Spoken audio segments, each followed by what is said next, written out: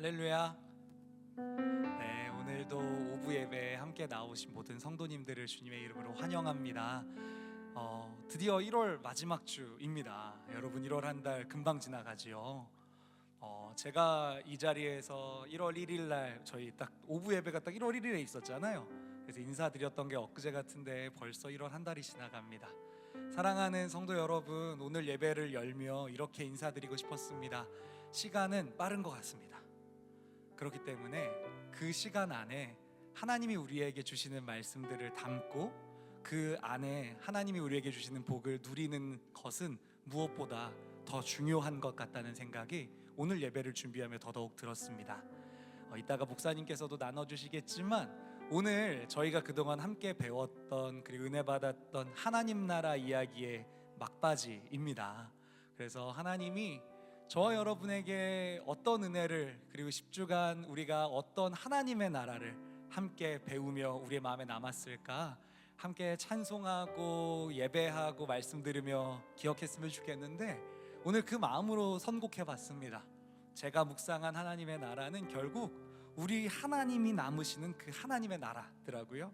하나님이 왕이시고 할렐루야, 하나님이 주 되시고 할렐루야, 하나님이 생명 되시다라는 이야기를 오늘 저는 여러분과 함께 주님 앞에 예배하며 노래하며 선포했으면 좋겠습니다. 오늘 저와 그렇게 함께 찬양하실 분들 마음 하나님 앞에 올려드릴 준비 되셨습니까? 그렇다면 우리 주님 사랑합니다 라는 마음 담아 영광의 박수 올려드리고 함께 찬송했으면 좋겠습니다. 주님, 우리의 찬송을 받으십시오. 아멘.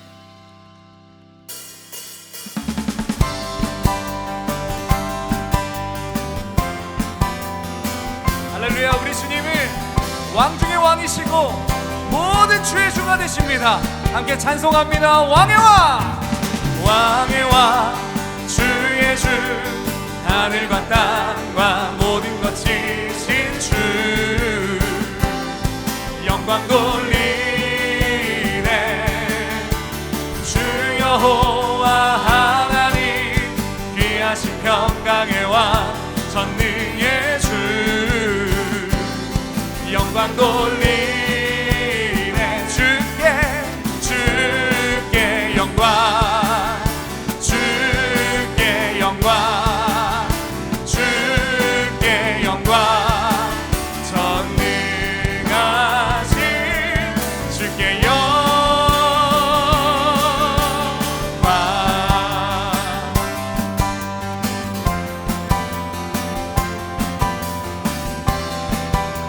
아멘. 우리 다시 한 번 더 처음부터 고백하시지요. 우리 주님은 왕의 왕이십니다. 왕의 왕, 주의 주, 하늘과 땅과 모든 것 지신 주, 영광 돌리네.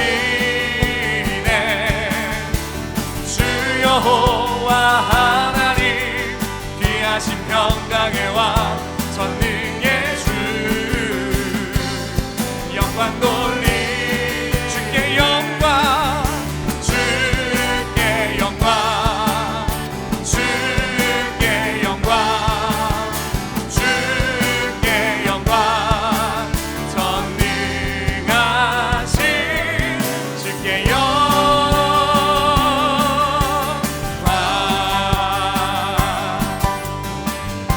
아멘. 우리 왕의 왕이 되신 우리 주님은 의로우신 재판장이십니다. 의로우신 하나님, 의로우신 하나님, 거룩한 주의 이름 찬양하며 영광 돌리네. 주 하나님 통치자, 주님의 크신 이여 선포하며 영광 돌리네. 주께 영광,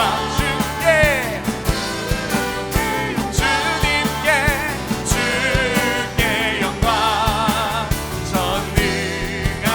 전능하신 주께 영광.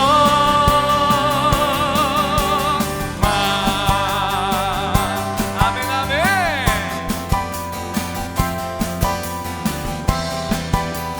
자, 여러분, 우리 한 번 더 고백하시지요. 우리 주님 의로우신 하나님이십니다. 의로우신 하나님, 찬양하며 영광 돌리네. 주 하나님 통치자 주님의 크신 위엄 선포하며 영광 돌리 주께 영광 주께 영광 주께 영광 주께 영광 전능하신 주께 영광 주께 영광 주께 영광 주님께 주께 영광 주께 영광 전능하신 주께 영광. 여러분 한 번 더 주님께 영광을 주께 영광 주님께 주께 영광 전능하신 주께 영광.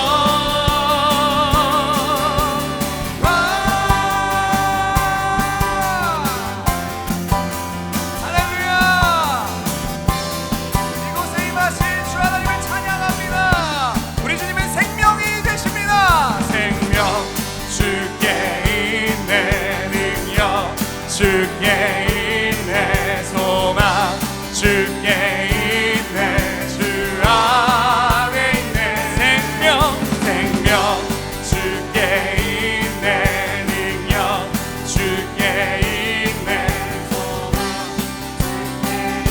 우리 한 번 더 하나님의 나라에는 생명이 있습니다. 생명 주께 있네 능력 주께 있네 소망 주께 있네. 자, 한 번 더 믿음으로요. 하나님의 나라에 생명이 있습니다. 생명 주께 있네 능력 주께 있네 소망 주께 있네 주 안 생명 다해 주 찬양하리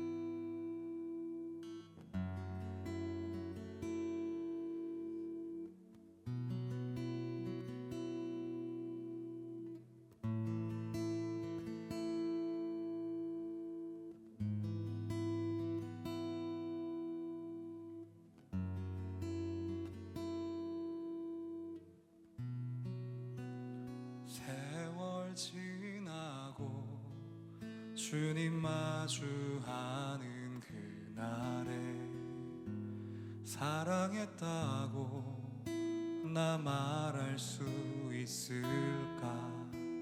세월 살면서 내가 사랑했던 것들이 주님이시라 나 말할 수 있을까? 세월 지나고 주님 마주하는 그날에 사랑했다고 나 말할 수 있을까?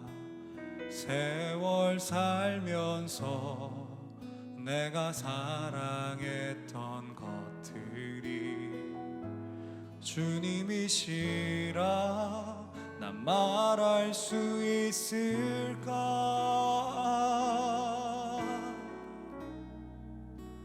세월 지나고 나 주님 얼굴 마주할 때에 사랑했다 말하게 하소서.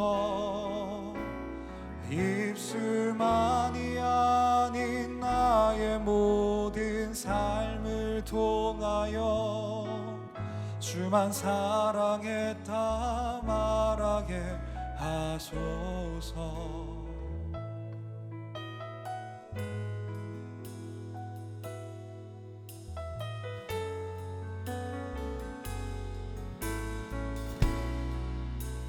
세월 지나고 주님 마주하는 그날에 사랑했다고 나 말할 수 있을까?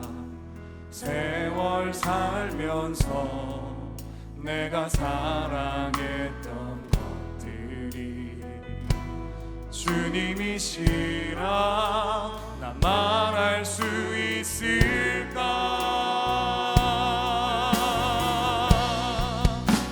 세월 지나고 나 주님 얼굴 마주할 때에 주만 사랑했다 말하게 하소서. 입술만이 아닌 나의 모든 삶을 통하여 주만 사랑했다 말하게 하. 세월 지나고 나 주님 얼굴 마주할 때에 주만 사랑했다 말하게 하소서. 입술만이 아닌 나의 모든 삶을 통하여 주만 사랑했다 말하게. 주 없이 살 수 없습니다. 주 없이 살 수 없습니다.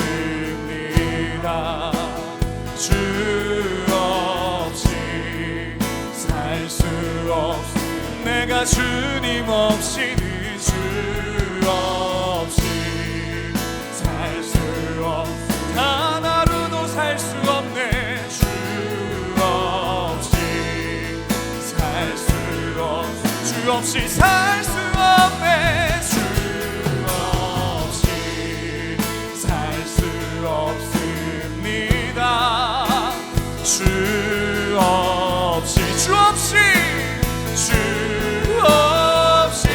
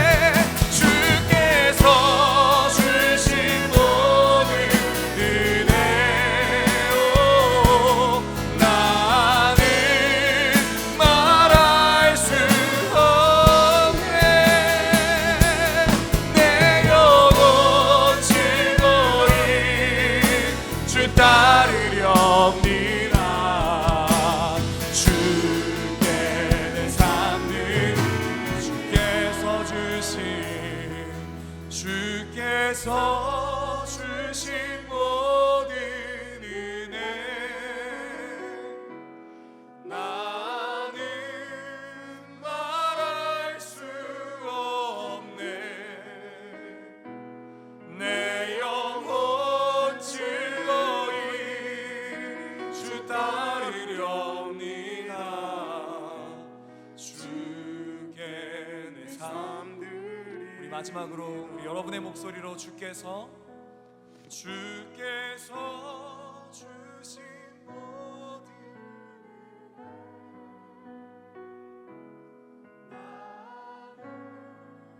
말할 수 없네. 내 영혼 즐거이 주 따르렵니다. 주께 내 삶 드립니다. 자, 여러분 함께 기도하며 나아가시지요. 이렇게 기도하겠습니다. 하나님, 우리에게 하나님의 나라를 가르쳐 주셨습니다. 그 나라는 우리가 여러 이야기를 통해 들었고 여러 이야기와 교훈을 통해 배웠지만 결국엔 하나님이 왕이 되시고 하나님이 생명 되시고 우리가 그 나라에 주님을 마주할 그날에 주님만 사랑했다 말할 수 있는 정말로 하나님 한 분만이 주인 되시는 그 나라. 그래서 하나님, 그 모든 하나님의 나라를 사모하는 마음을 우리가 배웠습니다. 그러하오니 오늘 말씀을 통하여서도 오늘 예배를 통하여서도 우리에게 그 나라를 가르쳐 주시옵소서. 그 나라를 배우게 하여 주옵소서. 그 나라를 누리며 살아가는 우리가 되어서 주님이 베푸신 모든 것이 은혜였다고 말할 수 있는 오늘의 예배가 되게 해달라고 우리 주여 한번 외치고 통성으로 기도하며 나아가시겠습니다. 주의 이름을 찾습니다. 주여.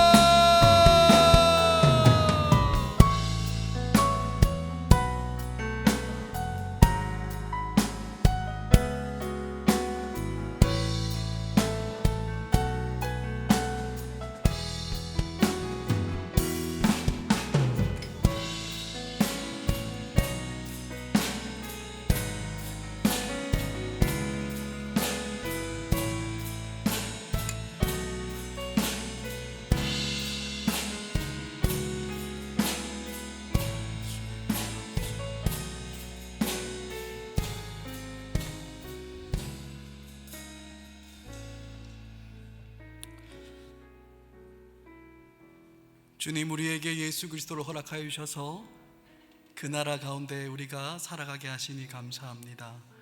하나님, 지난 10주 동안 하나님 나라의 비유를 들으며 하나님 우리에게 우리가 살아가고 있는 그 하나님 나라는 어떠한 나라이고 또한 우리가 소망해야 되는 그 하나님 나라는 어떤 나라이며 또한 그 하나님 나라를 살아가는 것이 어떤 것인지를 깨닫게 하시니 감사합니다.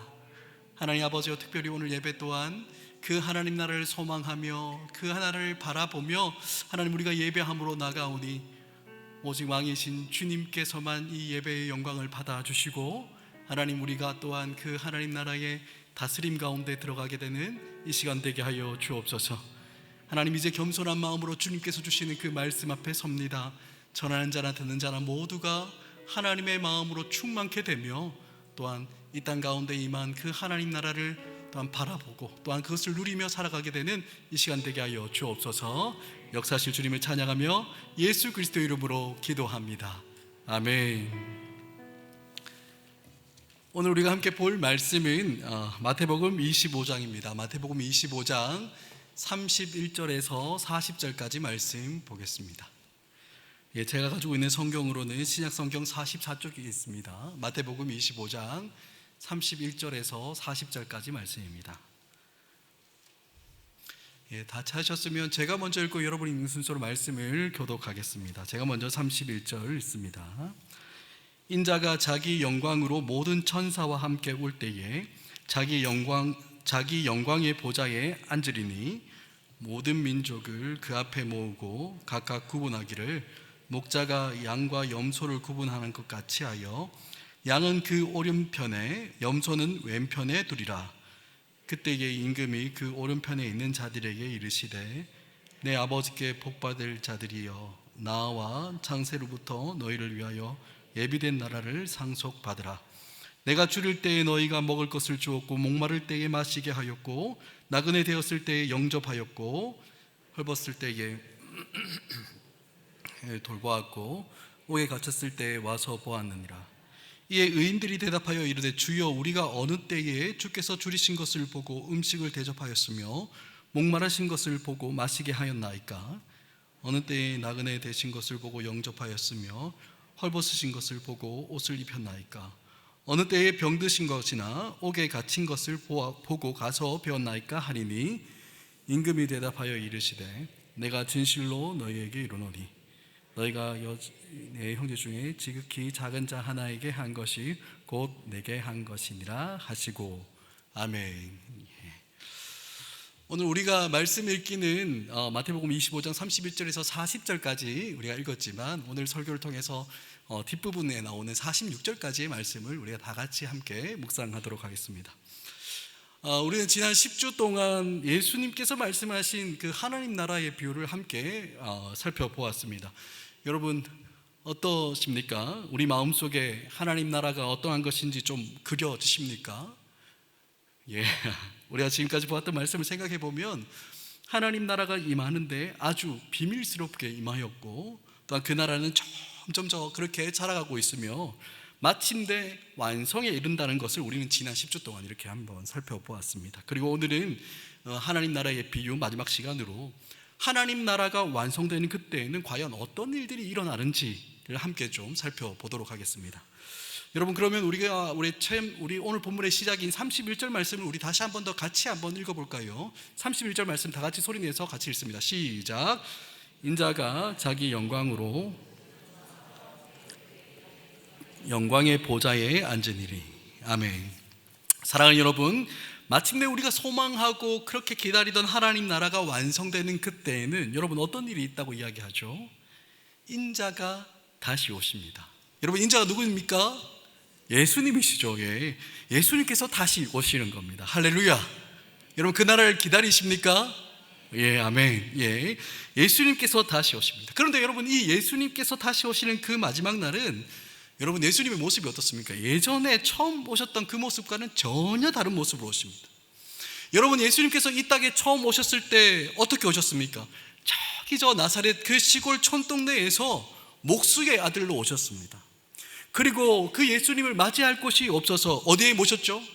말구유에 모셨지 않습니까? 말구유와 같이 낮고 낮은 모습으로 이 땅에 주님 오셨습니다. 하지만 여러분 주님이 다시 오시는 그 마지막 날에는 어떤 모습입니까?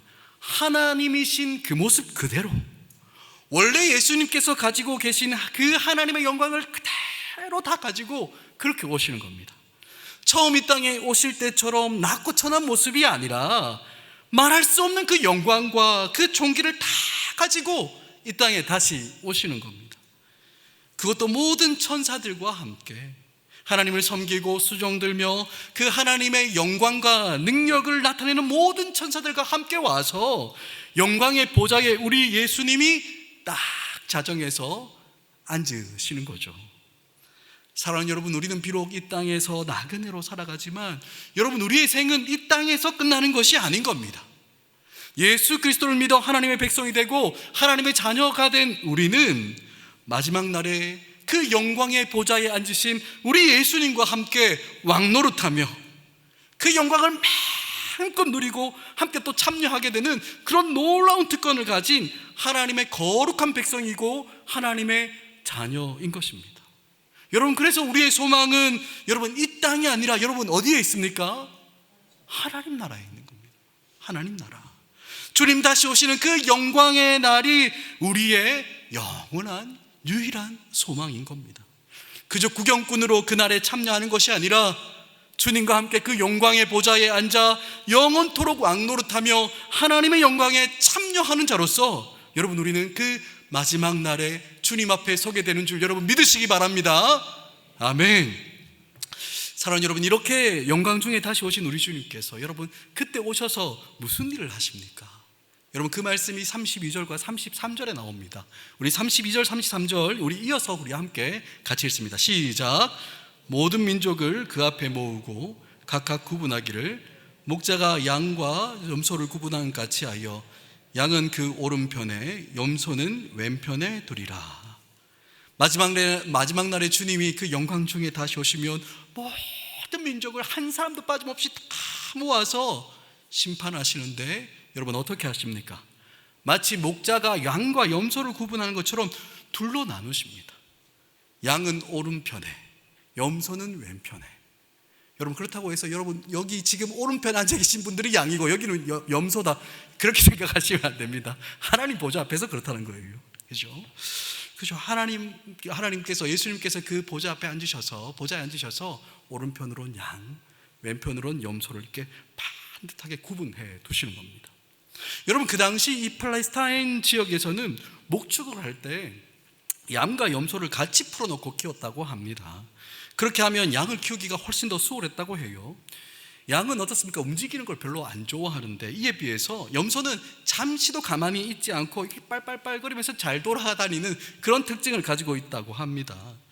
그래서 양과 염소를 같이 풀어두면 염소는 어떻게 하겠습니까? 자기 앞에 있는 풀을 빨리 뜯어먹고 옆에 있는 양 위치로 가는 거예요. 그래서 양들이 풀 뜯는 곳으로 가가지고 양을 이렇게 밀어내는 겁니다. 그러면 양들은 너무 움직이기 싫은데 뭡니까? 염소가 와서 밀어내잖아요. 그러니까 어쩔 수 없어, 맞지 못해서 다른 풀이 있는 곳으로 이렇게 움직이는 겁니다. 그러니 자연스럽게 어떤 효과가 있습니까? 운동 효과가 있는 겁니다.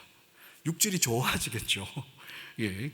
그러면서 이제 이동하는, 그렇게 건강하게 그렇게 키운다고 해요. 그리고 염소가 어디로 이동하면 양들은 이동하는 그 염소를 보고 엉겁결에 같이 이동하니까 이 목자가 양을 키우기가 훨씬 더 수월해진다고 해요. 그래서 낮 시간에는 이 양과 염소를 함께 섞어 놓고 그렇게 이동하거나 혹은 풀을 먹인다고 합니다. 그런데 여러분 해가 지는 저녁부터는 이 양과 염소를 구분해서 드린다고 해요. 왜 그렇겠습니까? 여러분 이 팔레스타인 지역에는 이 일교차가 상당히 큽니다. 낮과 밤의 온도차가 상당히 크죠. 그래서 해가 진 이후에는 아주 추운 밤이 오게 되는데 여러분 어떻겠습니까? 이 양들은 털이 어떻습니까? 북실북실 많죠. 그래 북실북실한 털을 가지고 있지 않습니까? 그러니까 추위를 많이 타지 않는 겁니다. 그래서 양들은 그 굳이 좁은 축사 안으로 다 들려보내지 않고 편안하게 밖에서 밤을 지새우게 한대요. 이에 비해서 염소털은 여러분 어떻겠습니까? 양털하고는 비교할 수 없죠. 촘촘하지도 않죠. 그러니까 이 염소들은 밤이 되면 추위를 굉장히 많이 탄다고 해요. 그래서 밤이 되면 목자들은 뚜렷하게 구분하는 겁니다. 염소들을 따로 구분해서 축사 안으로 들여놓는 거예요. 그러니까 낮에는 양과 염소가 다 따로 구분되지 않고 섞여서 풀을 뜯고 이동도 하지만 결국 해가 지고 밤이 되면 목자들이 양과 염소를 어떻게 합니까? 쫙 구별해서 드린다고 해요. 사랑하는 여러분, 그 모든 마지막 날에 이 모든 영광 중에 다시 오시는 그 주님께서는 어떻게 한다고요? 모든 나라의 사람들, 모든 민족들을 다 불러 모으시고 그들을 심판하는 겁니다. 마치 양과 염소를 나누어 놓듯이 의인과 죄인으로 구별해서 둘이 절대로 섞이지 않도록, 그렇게 주님의 보좌의 오른편으로는 양이라고 구분되는 그 하나님의 백성들을 딱 서게 하시고요, 또 다른 왼쪽으로는 염소라고 구분되는 죄인들을 정확하게 나누어서 딱 세워둔다고 합니다.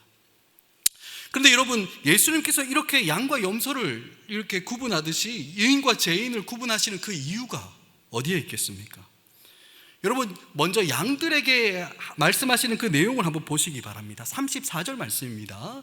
34절 말씀 우리 함께 같이 읽습니다. 시작. 그때에 임금이 그 오른편에 있는 자들에게 이르되 내 아버지께 복받을 자들이여, 나와 창세로부터 너희를 위하여 예비된 나라를 상속받으라.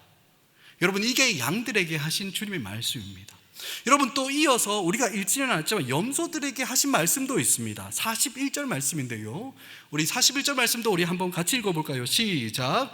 또 왼편에 있는 자들에게 이르시되 저주를 받은 자들아, 나를 떠나 마귀와 그 사자들을 위하여 예비된 영원한 불에 들어가라. 여러분, 이 두 구절에서 하는 이야기가 무엇입니까? 마지막 날에 주님께서는 영원한 상과 영원한 벌을 주시기 위해서 구분하신다라는 겁니다. 양은 복을 주시고 예비된 하나님 나라를 상속하기 위해서 오른쪽으로 딱 구별해서 딱 세워놓으시고, 염소는 어떻습니까? 마귀와 그 사자들을 위하여 예비해놓은 그 영원한 불에 던져놓는 영원한 저주와 심판을 주시기 위해서 딱 둘이 구분해서 세워놓는 겁니다. 여러분, 우리가 읽지는 않았지만 오늘 이 비유의 제일 마지막 구절인 46절을 보면 정확하게 나오고 있습니다. 46절 우리 같이 한번 읽습니다. 시작. 그들은 영벌에 의인들은 영생에 들어가리라 하시니라. 하나는 영벌로, 또 다른 하나는 영생으로 가게 됩니다. 그날에 주님이 모든 사람들을 다 모으시고 한 사람도 빠짐없이 다 모으시고 둘로 구분하시는데 다시는 서로 넘나들 수 없는 그 구분을 하는 겁니다. 완벽한 구별을 하시는데 의인은 영생으로, 죄인은 영벌에 들어가게 하시는 그 심판이 그 마지막 날에 반드시 있다라고 오늘 주님 말씀하시는 겁니다. 여러분, 그렇다면 주님께서 마지막 날에 다시 오셔서 둘로 구분하시는 여러분 그 기준은 무엇이겠습니까? 물론 우리는 양과 염소 정도는 우리도 쉽게 구분합니다. 딱 보면 이게 알죠. 양인지 염소인지 금방 구분되지 않습니까? 그런데 여러분, 사람들을 구분할 수 있겠습니까? 여러분, 딱 보면 아시겠습니까? 그죠? 사람들은 우리가 할 수 없지 않습니까? 이 사람들이 하나님 보시기에 정말 양으로 구분되는 그런 의인인지 아니면 염소로 구분되는 그런 죄인인지 우리가 여러분 어떻게 구별할 수 있겠습니까? 뭐 어떤 사람은 딱 보면 안다라고 이렇게 이야기는 하지만 사실 우리에게는 이런 일들은 불가능한 일인 겁니다. 그런데 그 마지막 날에 주님께서 다시 오셔서 마치 목자가 양과 염소를 구분하듯이 모든 사람들을 구분하셔서 한쪽은 영생을, 한쪽은 영벌에 들어가게 하신다라는 겁니다. 여러분, 그렇다면 이 둘에게 어떤 차이가 있는 겁니까? 도대체 무슨 차이가 그들 가운데 있길래 어떤 이는 영생으로 또 어떤 이는 영벌로 들어가게 되는 것일까요? 여러분, 먼저 오늘 양들에게 하신 말씀 다시 한번 보도록 합시다. 우리 양들에게 하신 말씀 35절과 36절 말씀 우리 같이 읽습니다. 시작. 내가 줄일 때 너희가 먹을 것을 주었고 목마를 때에 마시게 하였고 나그네 되었을 때 영접하였고 헐벗을 때에 옷을 입혔고 병들었을 때에 돌보았고 옥에 갇혔을 때에 와서 보았느니라. 여러분, 이것이 양들에게 하신 말씀입니다. 영생을 약속하신 그 양들이죠. 여러분, 이어서 염소들, 영벌을 심판하신 염소에게 하신 말씀은 여러분 어떻습니까? 그 말씀이 42절과 45절에 나옵니다. 우리 42절과 43절에 나오는데 우리 같이 한번 읽겠습니다. 시작. 내가 줄일 때에 너희가 먹을 것을 주지 아니하였고 목마를 때에 마시게 하지 아니하였고 나그네 되었을 때에 영접하지 아니하였고 헐벗을 때에 옷 입히지 아니하였고 병들었을 때와 옥에 갇혔을 때에 돌보지 아니하였느니라 하시니. 여러분, 이 말씀을 딱 보니까 두 가지 다 읽었잖아요. 양들에게 하신 말씀, 염소에게 하신 말씀. 여러분, 이 말씀만 보면 어떻습니까? 그 기준이 뭐죠? 그들이 어떤 일을 했느냐 안 했느냐, 그것이 기준인 것처럼 그렇게 보입니다. 어떤 기준이었습니까? 배고픈 자에게 먹을 것을 주었느냐 안 주었느냐, 나그네를 너희가 영접했느냐 안 했느냐, 헐벗은 자들에게 옷을 입혔느냐 안 입혔느냐, 또 병들고 감옥에 갇힌 사람들을 돌보았느냐 안 돌보았느냐.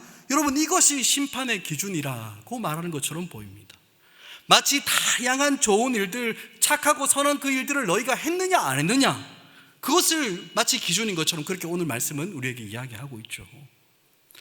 하지만 여러분, 가만히 한번 생각해 보십시오. 진짜 이런 행함, 내가 했느냐 안 했느냐, 이 행함이 주님께서 우리를 심판하시는 그런 기준, 영생과 영벌을 판단하는 그런 기준이 된다면 여러분 어떻습니까? 우리가 지금까지 들어오고 배워왔던 것과는 여러분 너무나 다르지 않습니까?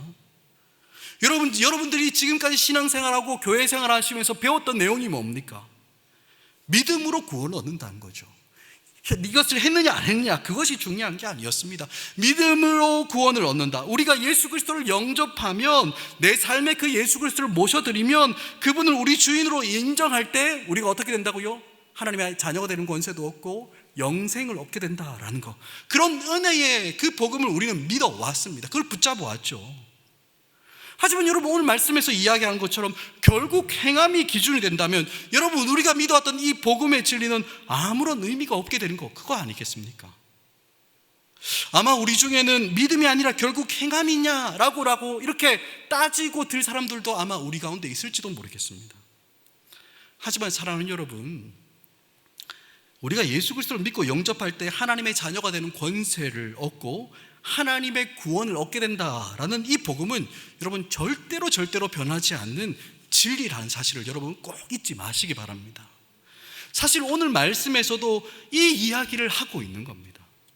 지금까지 우리가 행한 착한 일을 혹은 또 차곡차곡 쌓아온 그런 우리의 공로로 여러분 우리가 주님 앞에 서는 거 그거 절대로 아닌 겁니다.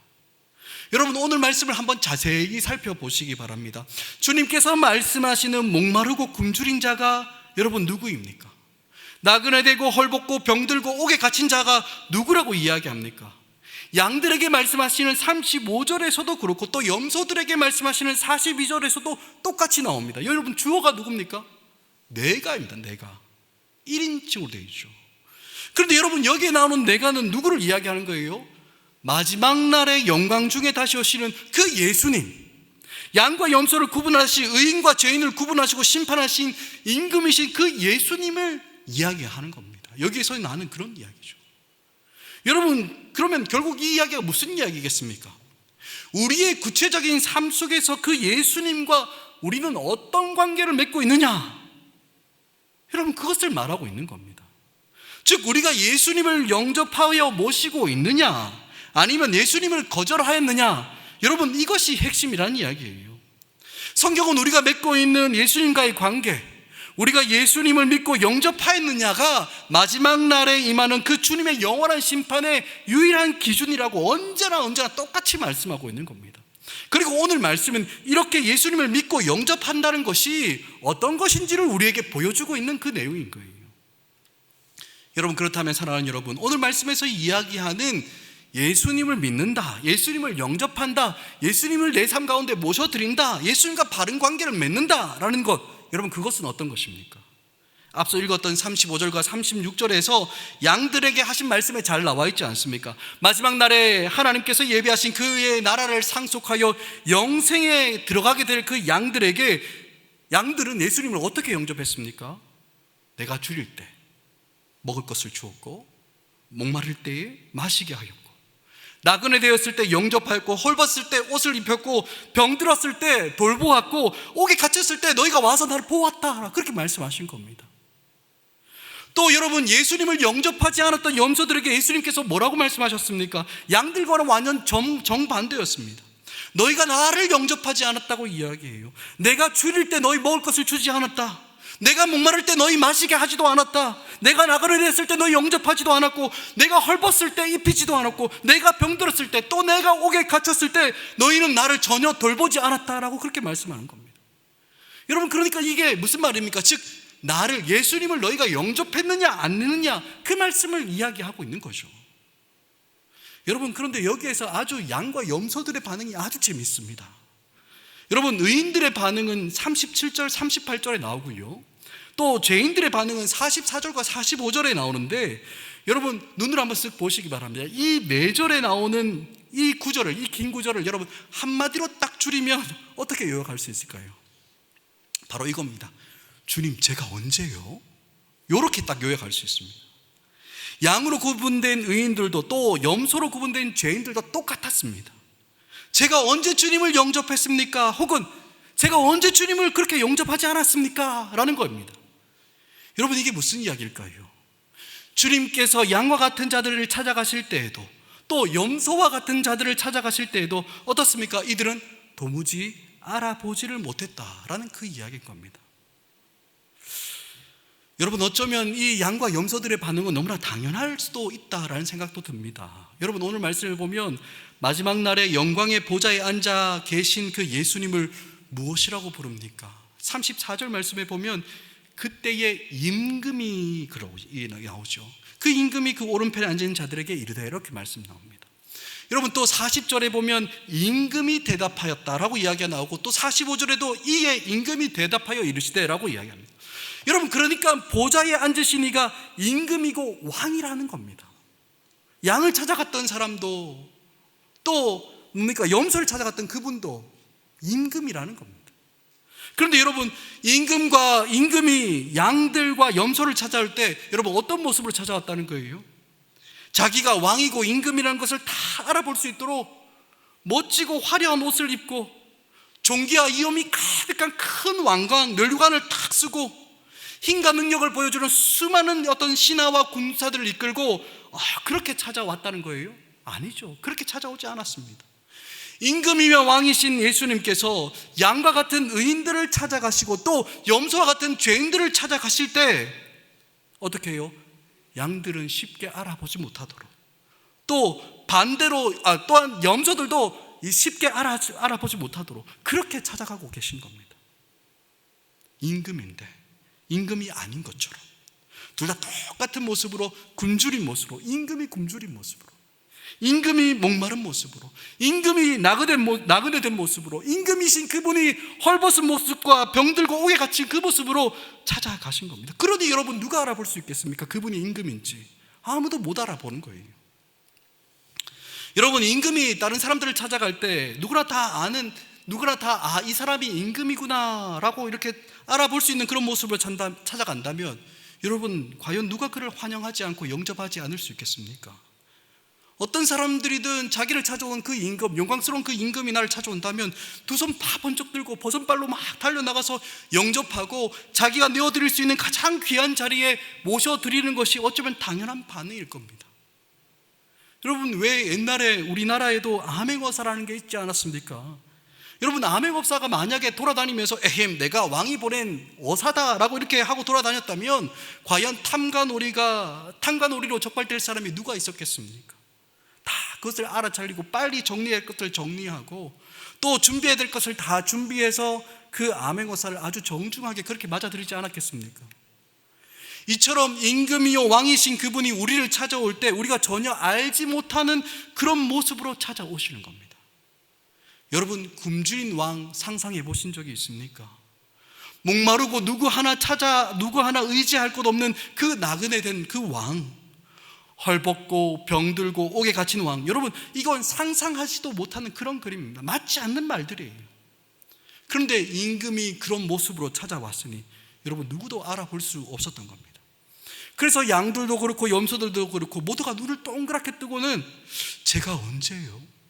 제가 언제 그렇게 임금님을 대했습니까? 라고 이렇게 되묻고 있는 겁니다. 그러니까 지금 이들은 임금이신 예수님께서 자기를 찾아오셨는지도 모르고 있다라는 그 이야기인 겁니다. 그러자 예수님께서 무엇이라고 말씀하십니까? 여러분, 먼저 또 양들에게 하신 말씀 먼저 볼까요? 40절 말씀입니다. 40절 말씀 같이 읽습니다. 시작. 임금이 대답하여 이르되 내가 진실로 너에게 이르노니 하나에게 한 것이 곧 내게 한 것이니라 하시고. 아멘. 여러분, 이것이 양에게 하신 말씀이라면 예수님이 또 염소들에게도 말씀하시는데 45절입니다. 45절 말씀 함께 읽습니다. 시작. 이에 임금이 대답하여 이르되 내가 진실로 너에게 이르노니 이 지극히 작은 자 하나에게 하지 아니한 것이 곧 내게 하지 아니한 것이니라 하시니. 사랑하는 여러분, 우리가 40절, 45절 이 두 절 말씀을 읽었는데요, 여러분, 이 40절, 45절 이 두 절 말씀에서 하고 있는 그 말씀의 핵심이 무엇입니까? 지극히 작은 자 하나에게 한 것이 곧 예수님에게 한 것이고, 지극히 작은 자 하나에게 하지 않는 것이 곧 예수님께 하지 않은 것이다 라는 겁니다. 그러니까 지금 예수님은 자기를 누구와 동일하게 보시는 겁니까? 모든 영광과 존귀와 부여함을 다 가지신 그 영원하신 왕이시며 임금이신 예수님께서 자신을 지극히 작은 자 하나와 동일시하고 있는 겁니다. 그래서 여러분, 사람들은 알아보지를 못하는 거예요. 이 세상을 말씀으로 창조하시고 다스리시는 그 왕이신 그분이 자기의 땅에 자기의 백성들에게 찾아오셨는데 알아보지를 못합니다. 왜 그렇습니까? 하나님으로서 가지는 그 모든 영광과 존귀를 다 내려놓으시고 사람들과 같이 되시고 종의 모습으로 복종하시고 십자가에서 죽기까지 복종하시니, 순종하는 그 자리까지 내려오시니 도무지 사람들은 예수님을 알아볼 수가 없는 겁니다. 그래서 사람들이 어떻게 합니까? 예수님을 다 거절하죠. 우리에게 영원한 생명을 주시기 위해서 이 땅에 오셨음에도 사람들은 그가 누구인지를 알아보지도 못한 채 그를 거절하고 영접하지를 않은 겁니다. 아마 그때도 예수님께서 왕의 모습으로 하나님으로서 가지는 그 모든 영광과 존귀와 능력과 그 보혈함을 다 가지고 영광의 모습으로 이 땅에 오셨다면 여러분, 누가 과연 그를 감히 거절할 수 있었겠습니까?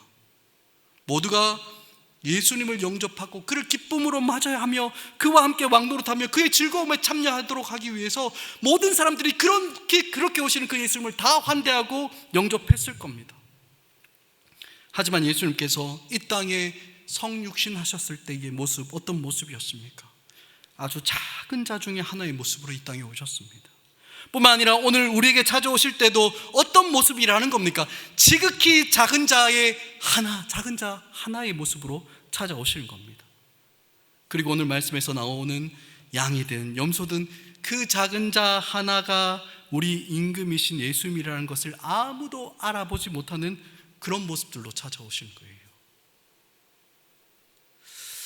사랑하는 여러분, 오늘 우리 주님께서 우리를 그런 모습으로 찾아오시는 겁니다. 아무도 알아보지 못하게 그렇게 우리를 찾아오시는 거예요. 사랑하는 여러분, 오늘 본문의 이야기를 여기까지 한번 들었는데요, 여러분, 이러면 여기까지 들었다면 우리의 마음에는 자연스럽게 어떤 질문이 떠오를까요?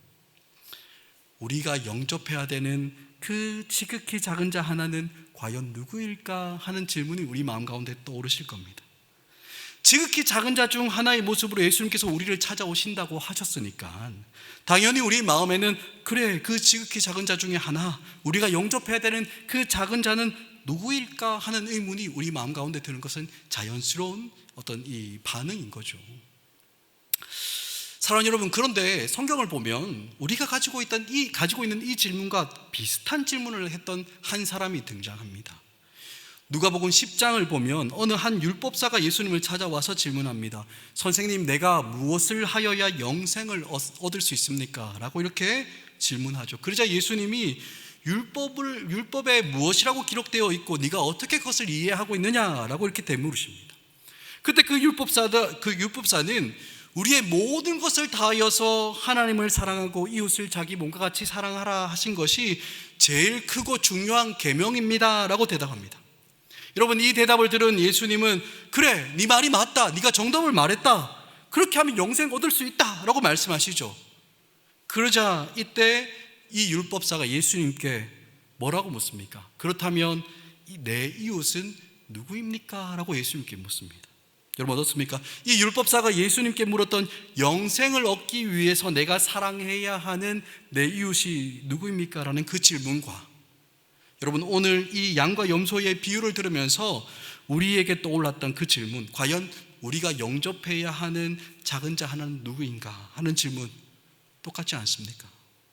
우리가 마지막 날에 예수님 예수님 앉으신 그 보좌의 오른쪽, 양들로 구분되는 그 의인들이 서 있는 그 자리에 들어가려면 예수님을 영접하는 마음으로 작은 자 하나를 딱 영접해야 할 텐데, 그러면 내가 영접해야 될 그 작은 자 하나는 누구일까 하는 그 질문과 똑같은 그 질문을 지금 율법사가 던지는 겁니다. 여러분, 그런데 이 율법사의 질문에 대해서 예수님께서 뭐라고 대답하셨는지 여러분 혹시 기억하십니까? 우리가 너무나 잘 알고 있는 이야기인데요, 선한 사마리아인의 비유를 말씀해 주십니다. 어떤 강도 만난 자를 제사장도 레위인도 돌보지 않았는데 사마리아인 한 사람이 그를 도왔다라는 그 비유의 말씀을 그에게 해주십니다. 그리고 예수님은 이 선한 사마리아인의 비유를 마무리하시면서 그 율법사에게 마지막으로 하신 말씀이 하나 딱 있습니다. 여러분, 그 기억하십니까? 누가 강도 만난 자의 이웃이냐라고 되물으시죠. 그리고 지금은 우리에게 말씀합니다. 내가 영접해야 하는 작은 자가 하나, 그 작은 자 하나가 누구입니까? 라고 묻고 있는 우리에게도 이와 똑같은 답을 우리에게 주시는 겁니다. 누가 강도 만난 자의 이웃이냐라는 거예요. 사랑하는 여러분, 주님이 우리에게 기대하신 것이 무엇이겠습니까? 우리가 작은 자 중에 하나를 잘 찾아보고 그가 누구인지를 잘 분별해서 그를 영접하고 사랑을 베풀어야 한다.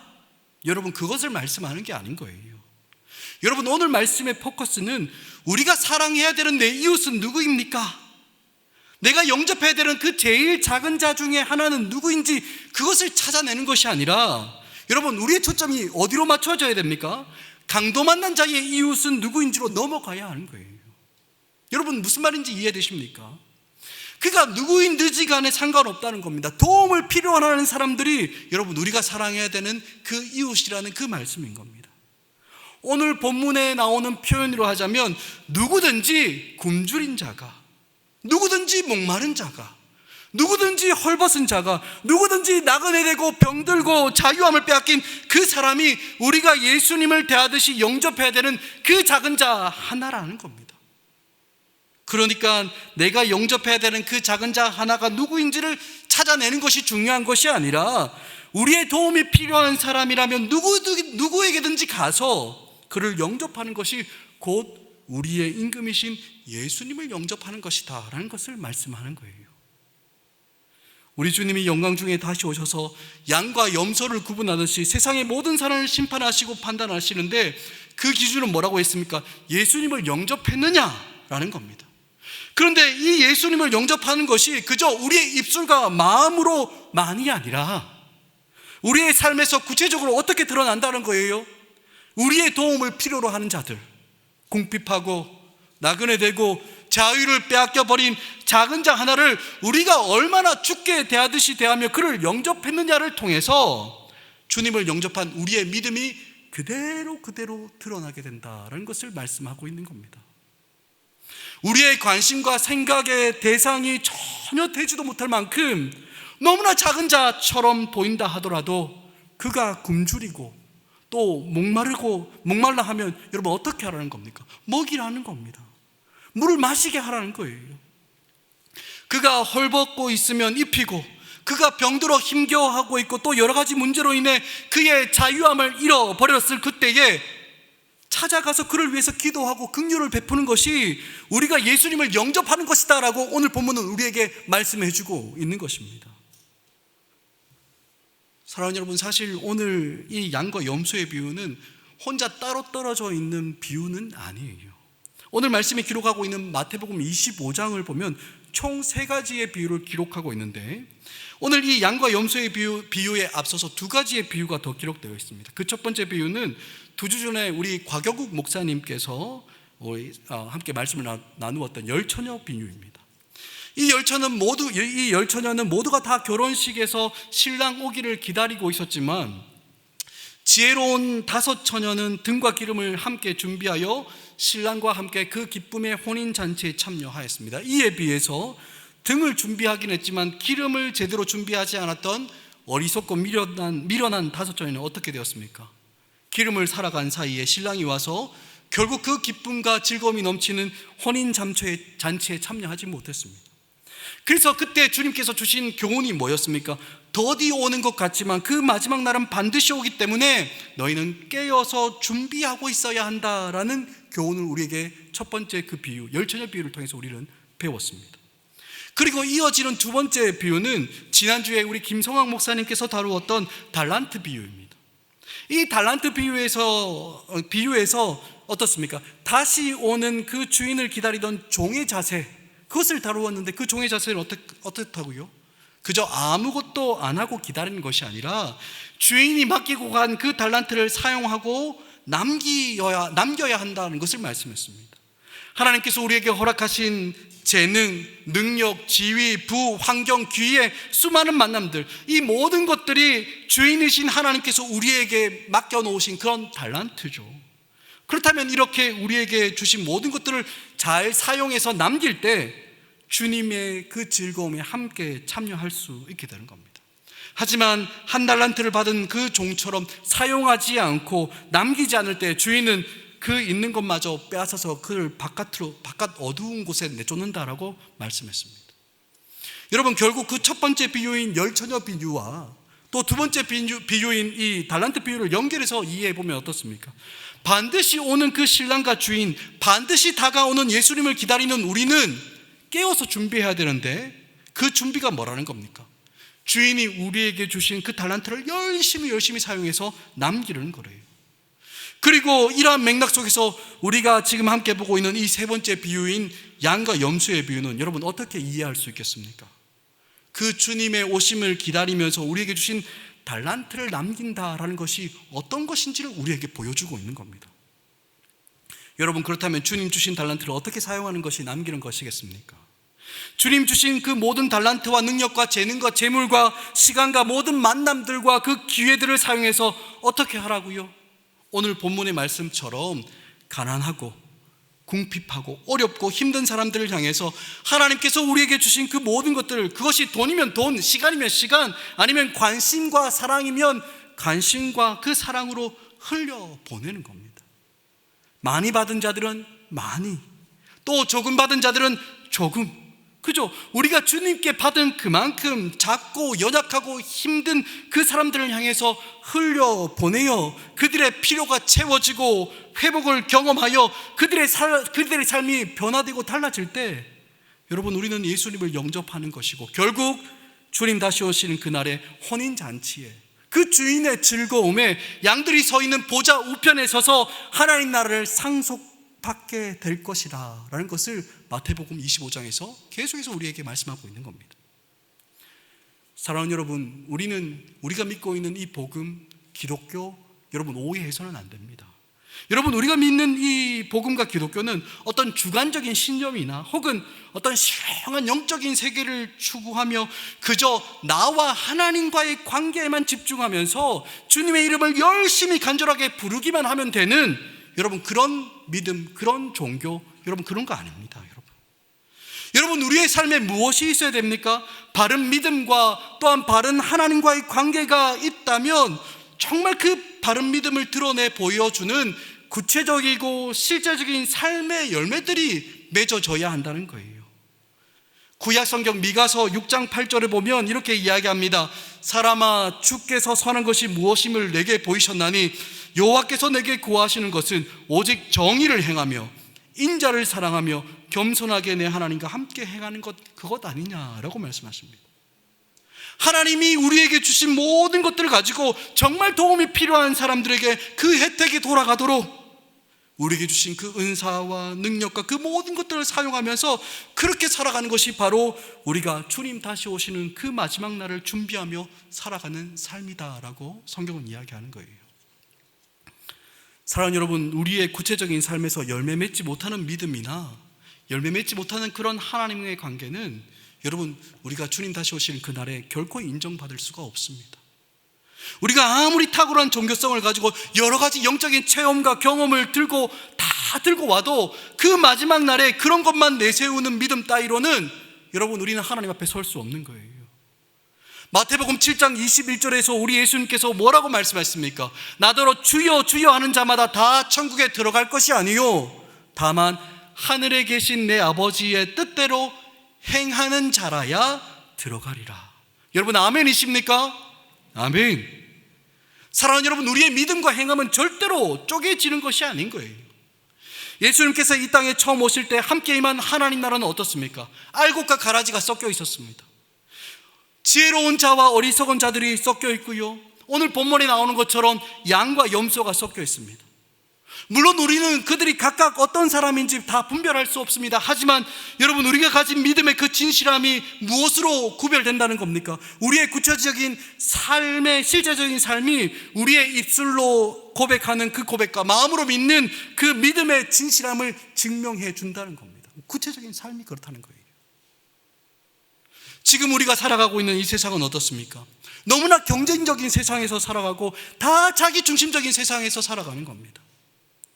여러분, 지금도 그렇지만 세월이 가면 갈수록 점점 자기만을 귀하게 여기는 잘못된 개인주의가 판을 칠 겁니다. 주변에 있는 다른 사람들에게는 전혀 관심을 가지지 않고 그저 자기만을 위해서 살아가는 것이, 여러분, 이 세상의 풍토고 흐름입니다. 그래서 모든 사람들은 자기를 보호하고 자기를 지키기 위해서 끊임없이 뭐합니까? 힘을 모으고 내 소유를 모으고 있다가 딱 내가 필요할 때 딱 끄집어내어서 그 힘을 사용하며 살아가는 것, 그것이 이 세상에서 말하는 지혜로움이다라고 이야기하죠. 하지만 여러분, 오늘 하나님 나라의 비유는 우리에게 무엇이라고 이야기합니까?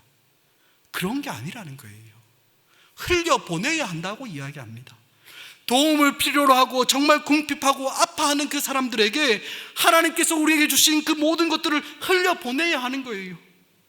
여러분, 이것이 뭐라는 겁니까? 우리가 예수님을 영접하는 것이고, 우리가 이 세상의 방법이 아니라 진실한 믿음으로 하나님 나라를 살아가는 중요한 그 표와 증거가 된다라고 오늘 말씀은 이야기하고 있는 겁니다.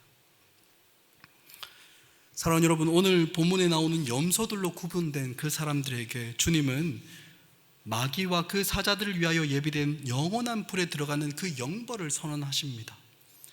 여러분, 그렇다면 그들이 지었던 죄가 뭘까요? 여러분, 오늘 말씀을 가만히 우리가 읽었던 것들을 생각해 보면, 여러분, 그 염소들은 결코 흉악한 죄인들은 아닙니다. 그죠?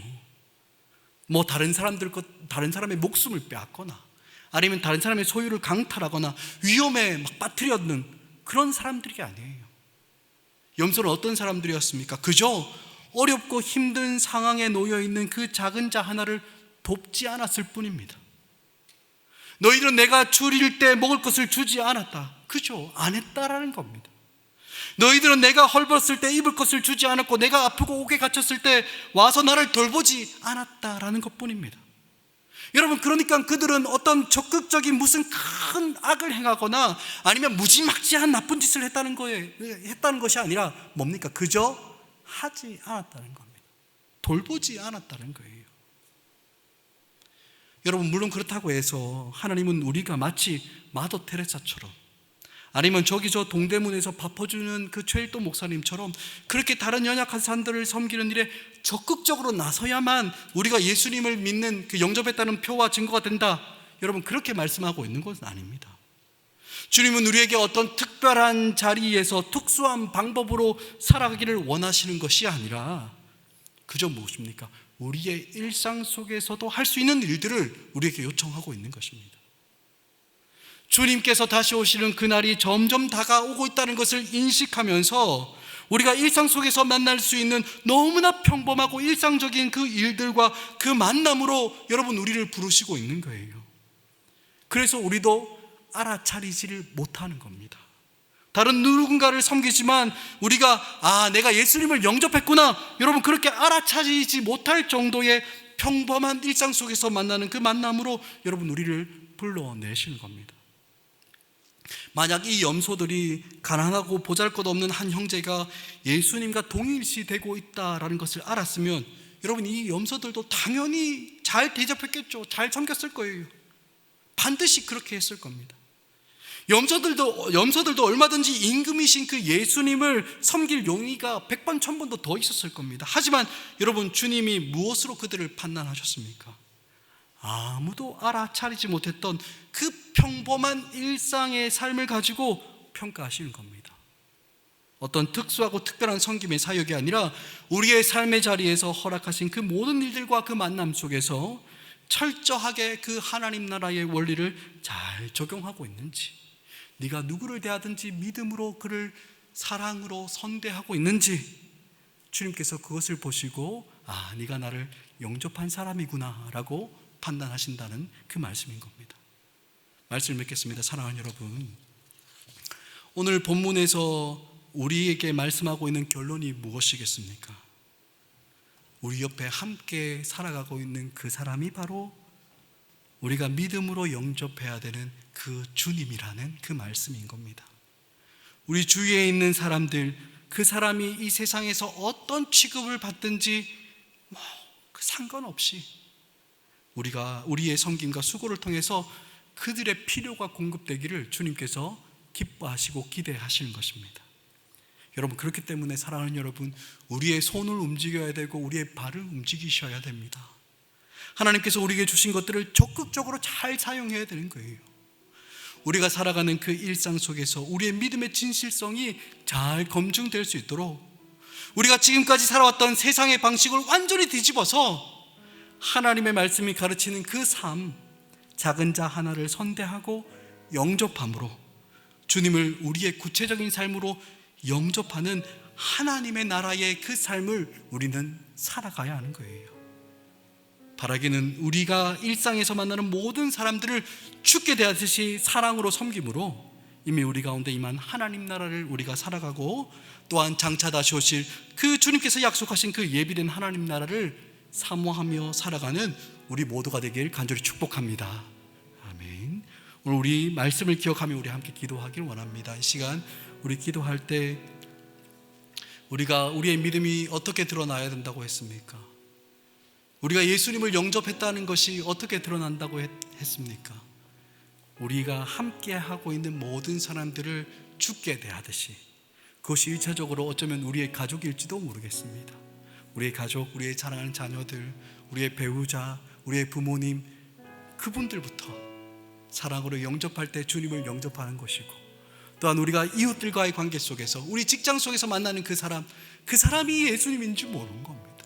그 사람을 죽게 대하듯 선대하고 우리에게 주신 그 모든 달란트를 활용해서 섬기며 살아가는 것이 바로 마지막 날 우리의 믿음을 드러내 보이는 중요한 믿음의 삶이라고 오늘 이야기합니다. 우리 이 시간 기도할 때, 주님, 하나님 아버지, 오늘부터, 이제부터 정말 우리가 누구를 대하듯이 죽게 대하듯 하나님 사랑하며 섬기며 죽게 대하듯 살아갈 수 있는 그 하나님 나라를 소망하며 살아가는 우리가 되게 하여 주옵소서. 우리 주신 말씀을 기억하며 주신 마음을 가지고 우리 잠깐 기도하며 나가도록 하겠습니다. 기도하시겠습니다. 하나님 아버지, 은혜를 구하며 기도합니다.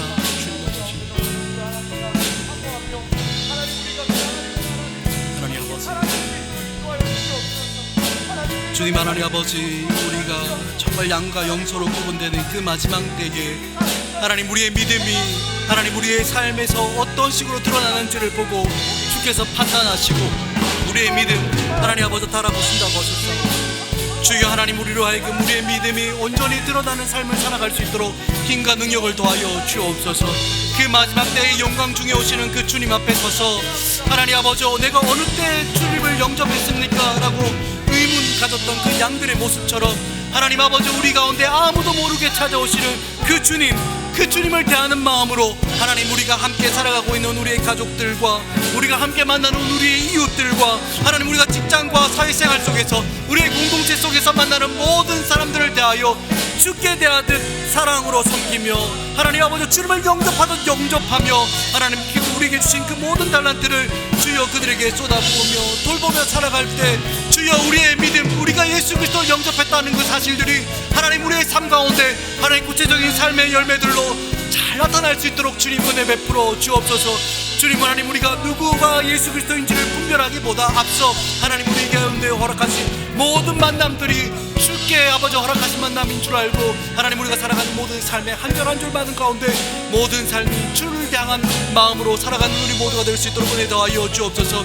예수 그리스도를 향한 그 믿음이 하나님 나라를 그 소망하는 그 소망함이 주여 오늘 우리가 사랑으로 섬기는 그 섬김을 통하여 나타날 수 있도록 주여 우리 가운데 하나님 나라로 풍성해지는 우리가 되게 하여 주옵소서.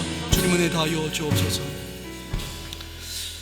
사랑하는 주님 감사합니다. 오늘도 우리 가운데 말씀 허락하여 주셔서 하나님 나라가 어떤 것인지, 또한 하나님 나라를 살아가는 것이 무엇인지 알게 하시니 감사합니다.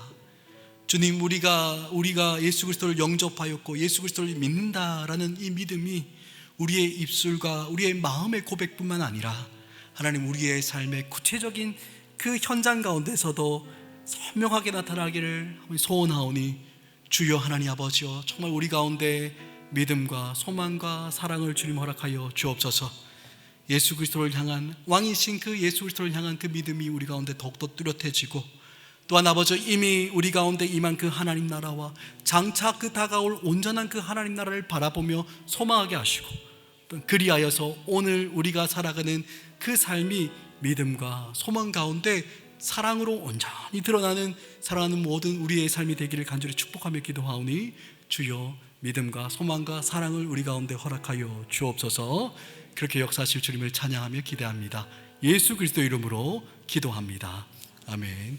이제 우리 주 예수 그리스도의 크신 은혜와 하나님 아버지의 끊을 수 없는 그 사랑하심과 성령 하나님의 우리를 불러주시고 우리를 새롭게 하시며 우리에게 새 힘 주시고 또한 위로하시며 치유하시고 교통하게 하시는 그 놀라운 역사하심이 우리 가운데 주신 그 믿음을 따라 예수 그리스도를 영접하는 그 마음으로 우리 가운데 허락하신 그 모든 달란트들을 사용하여 우리에게 만나는 그 모든 만남들 가운데 죽게 대하듯 영접하며 사랑으로 섬기며 살아가기를 소원하는 사랑하는 성도들 그 머리 위에와 그 사랑하는 가족들과 그 하는 모든 일들 가운데 영원토록 함께 있을지어다.